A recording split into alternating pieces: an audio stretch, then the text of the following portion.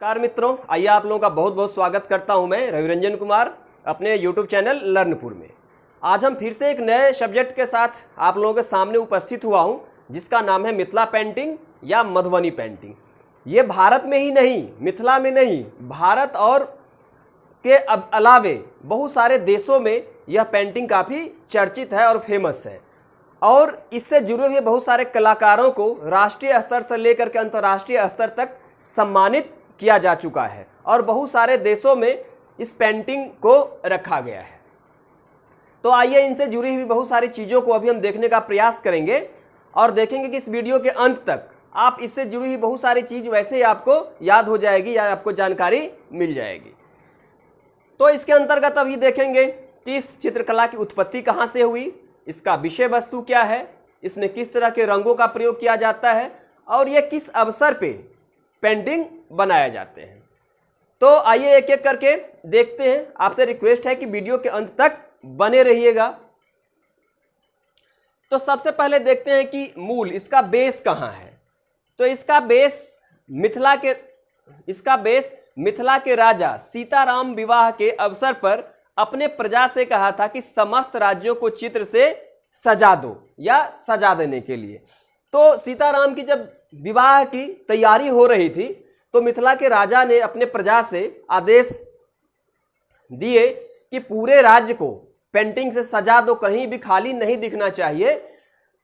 और उसी समय जो पेंटिंग बनी वहां से ही परंपरा आगे चल पड़ी और आज यहां तक इस परिपक्व अवस्था में यह पेंटिंग पहुंच चुका है। उसके बाद हम देखेंगे इसका विषय वस्तु क्या है।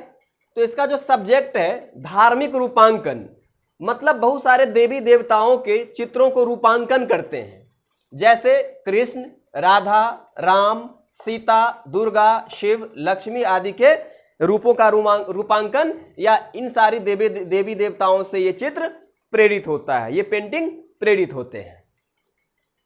उसके बाद हम देखेंगे क्षेत्र, कौन से एरिया इस पेंटिंग से मुख्य रूप से जुड़ा हुआ है। तो इस पेंटिंग से जो जुड़ा हुआ है मुख्य रूप से दो एरिया क्षेत्र। पहला क्षेत्र तो मिथिला है ही, जो कुछ बिहार के जिलाओं को मिला करके बना हुआ है मिथिला।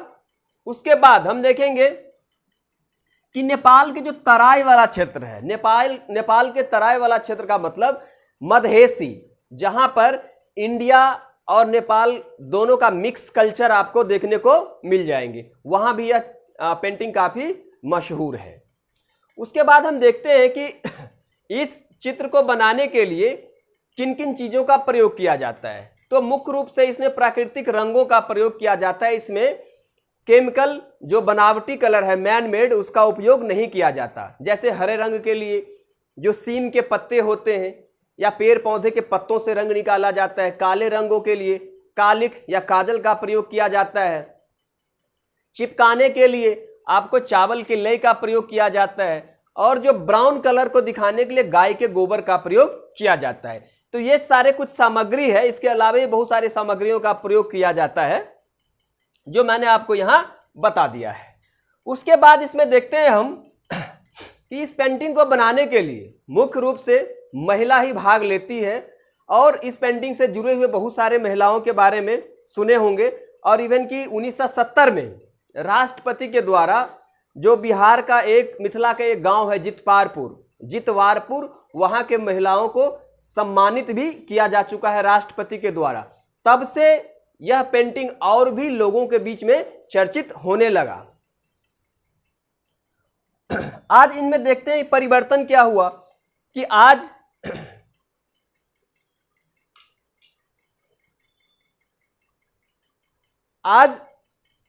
हस्त निर्मित कागज का भी प्रयोग होता है। इसमें कैनवास का भी प्रयोग होता है। हस्त निर्मित कागज, कैनवास, वस्त्र आदि पर भी ये बनाए जाते हैं। लेकिन पहले जो था ये मुख्य रूप से दीवाल पे पेंट किया जाता था। दीवाल को पेंट करके इस पे यह पेंटिंग उकेरी जाती थी या चित्र बनाया जाता था। लेकिन आज ये जो है ना कागज पे, कैनवास पे, वस्त्र पे जो है ना बनाया जाने लगा है। ये कुछ परिवर्तन है इसमें। फिर हम देखते हैं विशेषता। इसकी विशेषता क्या है। तो इसके जितने भी सारे चित्र होते हैं सभी सांकेतिक होते हैं और ये बनाए जाते हैं जन्म के अवसर पे, शादी विवाह के अवसर पे, त्योहारों पे बनाया जाता है। और यह अलग अलग त्योहार पर्व पे अलग अलग तरीके से बनाया जाता है और अलग अलग सबका सब्जेक्ट और विषय वस्तु भी होता है, इसको आप ध्यान में रखेंगे। इसमें पुष्पों, जंतुओं, वृक्षों आदि का चित्र खाली स्थानों को भरने के लिए बनाया जाता है। कहने का मतलब ये है कि आपने एक यहाँ जो है ना मेन पिक्चर बनाए, मेन चित्र बनाए और यहाँ दूसरा बना रहे हैं कुछ भी, और ये जो बीच का खाली का जगह होता है, इस जगह को भरने के लिए आपको वृक्ष, फूल, पत्ते, इन सारी चीज़ों को बना दिया जाता है, जिससे खाली जगह भर जाता है। इसके बाद हम देखते हैं प्रसिद्धि, कैसे ये फेमस है। तो बता दूं इसको कि जीआई टैग भी मिल चुका है। 1970 में भारत के राष्ट्रपति के द्वारा जो जितवारपुर गांव की महिला है, उनको सम्मानित भी किया जा चुका है। विदेशों में इस पेंटिंग को काफी मान सम्मान मिला है और बहुत सारे विदेशी संग्रहालय में इस पेंटिंग को रखा जा चुका है। तो इस वीडियो के माध्यम से आपको यही कुछ बताना था।